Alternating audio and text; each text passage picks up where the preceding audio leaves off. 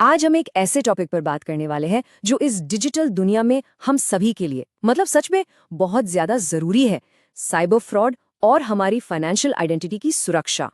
अच्छा, एक पल के लिए जरा सोचिए, क्या कोई भी पूरे विश्वास के साथ ये कह सकता है कि उसके नाम पर कितने लोन या क्रेडिट कार्ड एक्टिव हैं?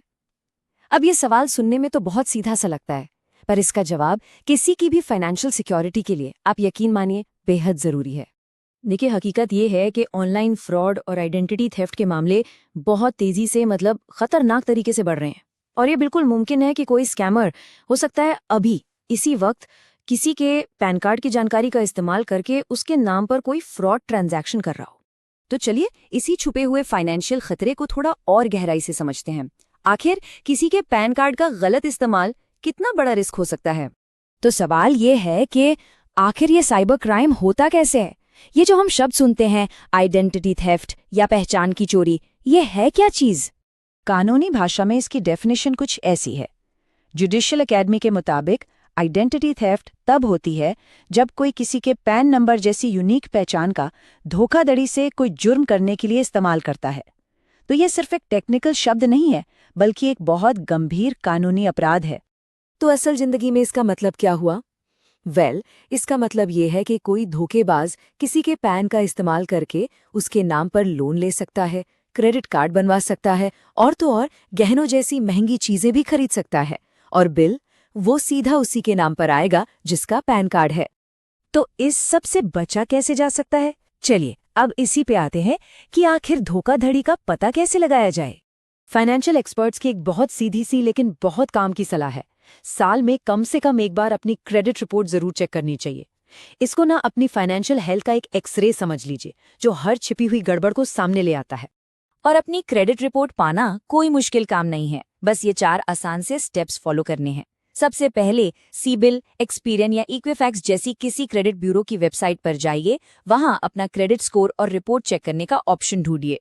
फिर अपनी पर्सनल डिटेल्स जिसमें पैन नंबर भी शामिल है वो एंटर कीजिए, और आखिर में फोन पर भेजे गए ओटीपी से वेरीफाई करते ही रिपोर्ट सामने आ जाएगी। सिंपल।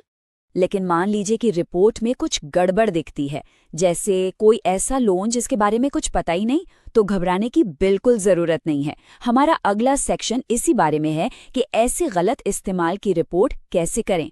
तो ये रहा एक 4 स्टेप एक्शन प्लान। स्टेप 1, तुरंत उस बैंक को इन्फॉर्म करें। स्टेप 2, पुलिस में जाकर एक FIR यानी फर्स्ट इन्फॉर्मेशन रिपोर्ट दर्ज कराएं। स्टेप 3, CBI के पास डिस्प्यूट रेज करें। और चौथा और आखिरी स्टेप, टैक्स डिपार्टमेंट को भी इसकी सूचना दें। इसके अलावा एक और बहुत जरूरी काम है। सरकार का जो ऑफिशियल पोर्टल है cybercrime.gov.in, वहां पर एक फॉर्मल ऑनलाइन शिकायत भी दर्ज की जा सकती है। ये कदम आपके केस को कानूनी तौर पर काफी मजबूत बना देगा। देखिए, फ्रॉड से लड़ना तो जरूरी है ही, पर कहते हैं ना, इलाज से बेहतर बचाव है। इसलिए हमारे आखिरी सेक्शन में चलिए देखते हैं सेफ रहने के कुछ स्मार्ट तरीके। ये एक बहुत ही आसान सा लेकिन उतना ही जरूरी नियम है। अपने पैन कार्ड को सिर्फ एक ID प्रूफ की तरह मत देखिए। इसे अपने क्रेडिट या डेबिट कार्ड जितनी ही इम्पोर्टेंस दीजिए, और इसकी डिटेल्स कहीं भी शेयर करने से पहले हमेशा 2 बार सोचिए। तो कुछ जरूरी बातें हमेशा ध्यान में रखें। जब भी फोटोकॉपी दें उसे सेल्फ अटेस्ट करें, और पुराने डॉक्यूमेंट्स को ठीक से नष्ट कर दें। और क्या बिल्कुल नहीं करना है?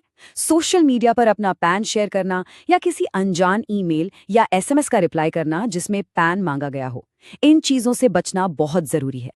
तो आखिर में बस यही एक सवाल है जिस पर सोचना बहुत जरूरी है। किसी की भी फाइनेंशियल आइडेंटिटी उसकी सबसे कीमती संपत्तियों में से एक है। असली सवाल यह है कि क्या इसकी सुरक्षा के लिए सही कदम उठाए जा रहे हैं।